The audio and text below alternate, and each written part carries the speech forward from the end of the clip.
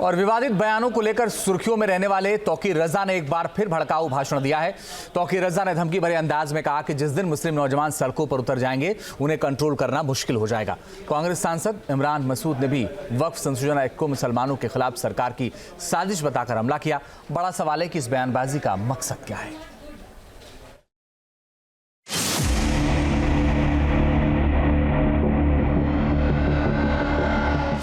देश को भड़काने की साजिश क्यों? जिस दिन हम सड़कों पर आएंगे तो तुम्हारी रूह कांप जाएगी। धमकी देने वालों की सोच क्या? किसी के बाप की ताकत नहीं है कि हमारी जायदादों पर कब्जा कर ले। मुसलमानों को डराने वाले कौन हैं? आजादी के बाद हिंदुस्तान के अंदर मुसलमान के ऊपर अगर सबसे बड़ा कोई हमला हुआ है तो ये हमला है। वक्फ एक्ट बहाना, असल मकसद माहौल बिगाड़ना। मुसलमानों की जमीन को हड़प करना चाहते हो। भड़काऊ भाईजान, आउट ऑफ कंट्रोल का कैसा ऐलान?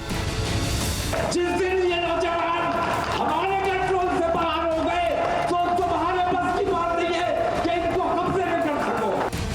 भड़काऊ बयानों की ये सीरीज खत्म ही नहीं हो रही। कभी रूह कपाने की धमकी दी जाती है, कभी दिल्ली कूच की बात कही जाती है, कभी कौम का हवाला देकर तेवर दिखाए जाते हैं। ये ऐसी तादाद में लिख दो, तुम दिखाओ कि हमारी तादाद को छुपाते हो। जिस दिन हम सड़कों पर आएंगे तो तुम्हारी रूह कांप जाएगी और तुम हमारी बात सुनने पर मजबूर हो जाओगे। मौलाना तौकीर रजा की ये भड़काऊ बोली उनकी फितरत रही है। किसी न किसी बहाने वो अक्सर मुसलमानों को भड़काते आ रहे हैं। इन दिनों वो वक्फ एक्ट को लेकर चल रही कवायद से भड़के हुए हैं और मुस्लिम नौजवानों को भड़काने की साजिश में जुट गए हैं। हमारे नौजवान बुज़दिल नहीं है, ये बात मैंने बार-बार कही है कि हमारे उलमा ने, हमारे दानिशवरों ने, हमारे कायदीन ने अपने नौजवानों को कंट्रोल करके रखा है। जिस दिन ये नौजवान हमारे कंट्रोल से बाहर हो गए तो तुम्हारे बस की बात नहीं है कि इनको कब्जे में कर सको। जयपुर में एक कार्यक्रम के दौरान तौकीर रजा ने सरकार पर मुसलमानों की अनदेखी का आरोप लगाया। वक्फ बोर्ड को लेकर सरकार की ओर से उठाए जा रहे कदमों पर सवाल उठाए और ईश निंदा को लेकर नाराजगी जताते हुए बात औकात तक लेकर चले गए। किसी के बाप की ताकत नहीं है कि हमारी जायदादों पर कब्जा कर ले।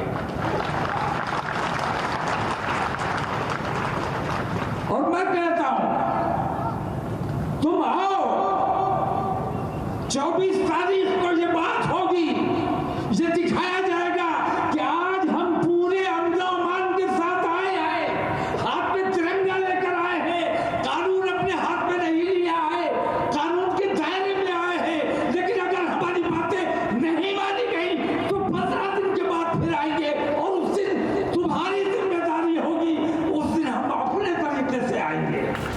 तौकीर ने मुसलमानों से अपनी बातें मनवाने के लिए एकजुट होने को कहा और दिल्ली का घेराव करने की दलील दे दी। हुकूमत आपकी इन तमाम काविशों पर तवज्जो बिल्कुल नहीं देगी। अगर आपको अपनी बात मनवानी है तो उसके लिए ये जरूरी है कि तमाम मुसलमान मुत्तहिद होकर एक आवाज में एक साथ आओ और दिल्ली का घेराव करते हैं। तौकीर रजा ने लोगों को इस बात की भी गारंटी दी कि अगर वो दिल्ली आ गए तो सरकार को झुकना पड़ेगा और मुसलमानों के तमाम मुद्दे न सिर्फ सुनने पड़ेंगे बल्कि उन पर अमल भी करना होगा। और दिल्ली अगर आ जाओगे तो मैं तुम्हें ये यकीन दिलाता हूं कि इंशाअल्लाह इसी पार्लियामेंट के सेशन में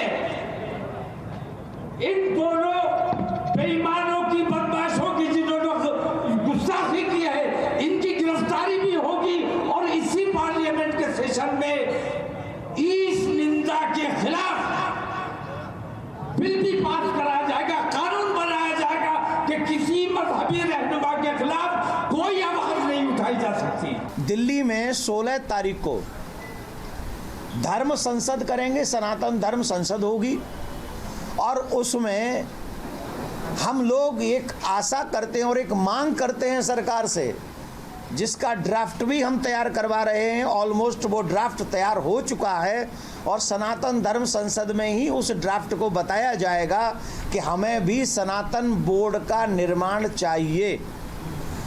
होना तो यही चाहिए था कि आज़ादी के बाद 1947 में ही या 1954 में जब वक्फ बोर्ड बना, उसी समय सनातन बोर्ड का गठन हो जाना चाहिए था, तभी ये कंट्री सेकुलर कंट्री मानी जाती। जयपुर के जिस कार्यक्रम में तौकीर रजा ने भड़काऊ भाषण दिए, वहीं कांग्रेस सांसद इमरान मसूद भी मौजूद थे। इमरान मसूद ने भी बीजेपी की सरकार पर जमकर भड़ास निकाली। ये एक्ट मैं समझता हूं आजादी के बाद हिंदुस्तान के अंदर मुसलमान के ऊपर अगर सबसे बड़ा कोई हमला हुआ है तो ये हमला है। ये ना कब्रिस्तान छोड़ने वाले हैं, ये कहते हैं कि हम वक्फ बाय यूजर खत्म करेंगे। बाय यूजर का मतलब क्या है?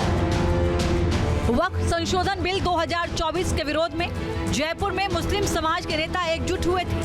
सभी ने वक्फ संशोधन बिल को मुसलमानों के खिलाफ साजिश बताया। जेपी सदस्य और कांग्रेस सांसद इमरान मसूद ने सरकार के फैसले पर कई सवाल खड़े किए। और आज ये मुसलमानों के मसले पर है, कल जैनियों के होगा, सिखों के होगा, बौद्धों के होगा और सनातनियों के पर भी हमला करने की तैयारी करेंगे। क्योंकि इन लोगों को धर्म से मतलब नहीं, इन्हें जायदादों से मतलब है। ये तमाम तर जायदादें जो बड़े बड़े मठों की, बड़े बड़े मंदिरों की हैं, इन्हें उनसे मतलब है। वक्फ संशोधन विधेयक को लेकर मुस्लिम नेता लगातार विरोध कर रहे हैं और खुद को मुसलमानों का सबसे बड़ा हिमायती बताने की होड़ लगी है। इस रेस में जमीयत उलेमाए हिंद के अध्यक्ष मौलाना अरशद मदनी भी शामिल हैं।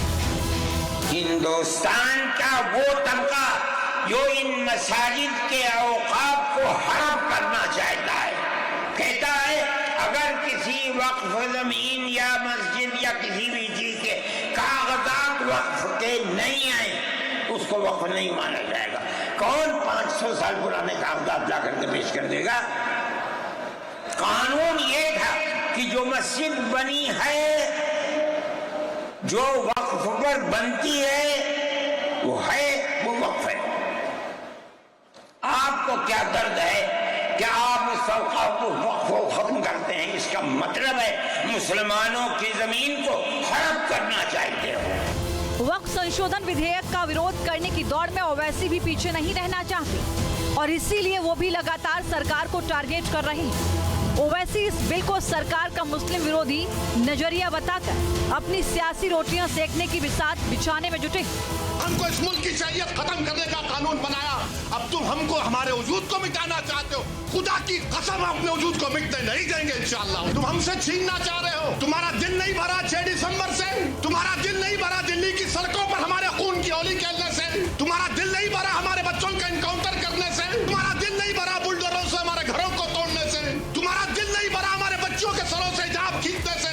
अरे बीजेपी, आरएसएस, शिंदे वालों, ये जायदाद गवर्नमेंट की नहीं है, हमारे पुरखों की है, हमारे आबोजदाद की है, ये प्राइवेट प्रॉपर्टी है। तुम कैसा इसमें मुदाखलत कर सकते हो? मकसद एक ही है कि मुसलमानों से वक्फ को छीन लिया जाए। ये वक्फ की जायदाद एक इबादत है, एक इबादत है। वो जिस तरह के बयान आए हैं या लगातार आ रहे हैं, उससे बड़ा सवाल ये है कि सरकार के फैसले को एक कौम के खिलाफ बताकर मुस्लिम लीडर आखिर क्या साबित करना चाहते हैं? आखिर इस तरह की बातों से माहौल बिगाड़ने की कोशिश क्यों की जा रही?